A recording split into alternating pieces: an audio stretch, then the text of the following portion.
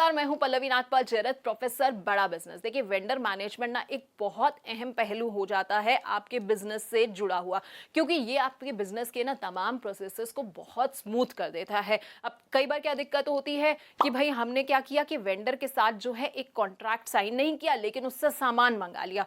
तो क्या होगा कि अगर वेंडर ने आपको सामान टाइम से नहीं भेजा तो आपका प्रोडक्शन का काम रुक जाएगा और ऐसे में नुकसान आपका हो जाएगा। तो इसलिए वेंडर मैनेजमेंट करना ना बहुत जरूरी हो जाता है। तो वेंडर मैनेजमेंट का मतलब ये है कि भाई जो भी ऑर्गेनाइजेशन या आपकी कंपनी है उसके सप्लायर से जुड़ी हुई जितनी भी प्रोसेसेस को स्मूथ करने का जो तरीका होता है, उसको मैनेज करने का तरीका जो होता है ना, इसको हम कहते हैं वेंडर मैनेजमेंट। तो चलिए अब ये भी समझ लेते हैं कि वेंडर मैनेजमेंट का ये जो कोर्स हमने आपके लिए बनाया है, ये आपके लिए देखना क्यों जरूरी हो जाता है। देखिए, इससे क्या होता है कि वेंडर सिलेक्शन ना आपका इंप्रूव हो जाएगा। ये आपकी कॉस्ट की सेविंग करने में ना बहुत ज्यादा हेल्प करेगा। वेंडर्स की ऑनबोर्डिंग की प्रोसेस को ना स्पीड अप कर देगा। सप्लाई चेन में ना कई बार क्या होता है, बड़ा डिस्ट्रप्शन रहता है, उसमें एक रिस्क रहता है। तो उस रिस्क को आप कैसे कम कर सकते हैं, हमारा ये कोर्स आपको बताएगा। अच्छा, वेंडर्स के साथ ना एक अच्छे रिलेशनशिप को बिल्ड करना बड़ा जरूरी है, क्योंकि उससे क्या होता है कि आप ना बेटर रेट्स के लिए नेगोशिएट कर सकते हैं। तो कैसे आप अपने रिलेशनशिप को बेटर कर सकते हैं वेंडर्स के साथ, ये भी हम आपको इस कोर्स के जरिए बताएंगे। यानी साफ है कि अगर आपको अपने बिजनेस को आगे ले जाना है ना, तो आपके लिए हमारा ये कोर्स देखना बहुत जरूरी हो जाता है। और इस कोर्स में ना हमारे साथ एक बहुत खास स्पीकर भी जुड़ रहे हैं,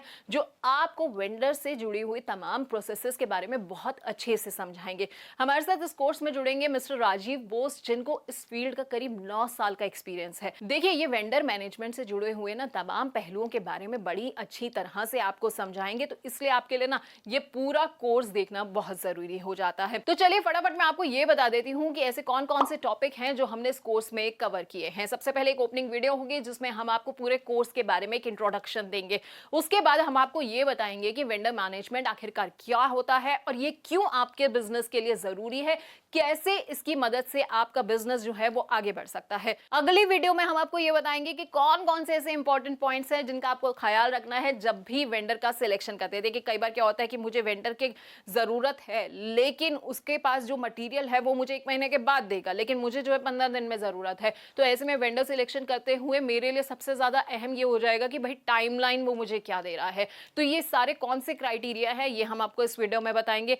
अगले वीडियो में हम आपको ये बताएंगे कि वेंडर जब भी आप चुनते हैं, तो मान लीजिए आपके पास ना एक 10 का पूल बना हुआ है, तो कैसे आपको ये चुनना है, कैसे ये एनालिसिस निकालना है कि कौन सा वेंडर जो है वो आपके लिए सबसे बढ़िया है। तो कौन से ऐसे पैरामीटर्स हैं जो आपको वेंडर को इवैल्यूएट करते हुए ध्यान रखने हैं, ये हम इस वीडियो में बताएंगे। इसके साथ ही वेंडर्स के साथ ना नेगोशिएट करने की प्रोसेस जो होती है ना, वो बड़ी डिफरेंट होती है, बहुत ही अलग तरीके की होती है। नेगोशिएशन करते हुए किन किन चीजों का आपको ख्याल रखना है, कौन सी अप्रोचेस का ख्याल रखना है। नेगोशिएशंस के भी अलग अलग टाइप होते हैं, नेगोशिएटर्स के टाइप होते हैं, टैक्टिक्स अलग होते हैं, या कई बार क्या होता है कि हम ईमेल के जरिए, मैसेज के जरिए नेगोशिएट करते हैं।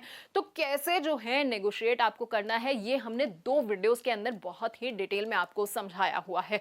उसके बाद अगली वीडियो में हम आपको बताएंगे कि वेंडर मैनेजमेंट में ना कई बार कोई रिस्क जुड़े होते हैं। कई बार क्या होता है कि हम ना उन रिस्क को असेस नहीं कर पाते हैं, इसकी वजह से हमें नुकसान हो जाता है।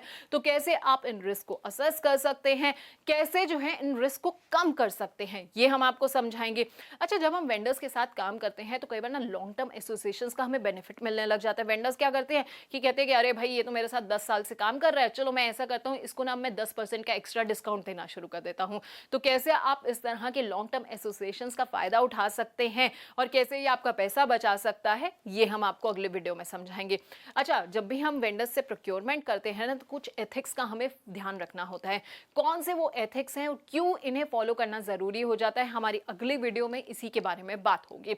उसके बाद अगली वीडियो में बात करेंगे सोर्सिंग स्ट्रैटेजी की, अलग अलग तरह की कौन सी सोर्सिंग की स्ट्रैटेजीज होती हैं, ग्लोबल सोर्सिंग क्या है, ऑफशोर आउटसोर्सिंग क्या है, या फिर आउटसोर्सिंग आपके लिए कैसे फायदेमंद हो सकती है, ये समझाएंगे।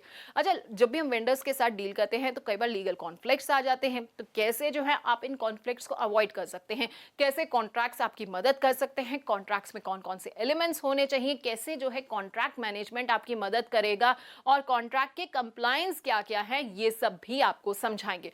आखिरी वीडियो में बात होगी कि वेंडर से जुड़ी हुई तमाम चीजों के बीच में आपको कौन कौन सी चीजें ऐसी हैं जो करनी है, यानी कि डूज क्या क्या है, और नहीं करनी है, यानी कि डोंट्स क्या क्या हैं, और साथ ही साथ पूरे कोर्स के की टेकअवेज क्या हैं। तो देखा आपने कि वेंडर मैनेजमेंट का ये जो पूरा कोर्स है ना, ये देखने के बाद आप अपने बिजनेस में ना वेंडर मैनेजमेंट से जुड़ी हर चीज को बहुत ही अच्छी तरीके से मैनेज कर पाएंगे। तो मुझे पूरी उम्मीद है कि अगर आपने हमारा ये पूरा कोर्स देख लिया तो आपके बिजनेस में कम से कम वेंडर से जुड़ी हुई आपको कोई भी दिक्कत नहीं आएगी। तो मैं उम्मीद करती हूं कि आप ये हमारा पूरा कोर्स ध्यान से देखेंगे और इसे समझेंगे कि कैसे जो है वेंडर से जुड़ी हुई तमाम प्रोसेसेस को आप अपने बिजनेस में स्मूथ कर सकते हैं। बहुत बहुत शुक्रिया आपका हमारे साथ बने रहने के लिए और उस वीडियो को ध्यान से देखने के लिए।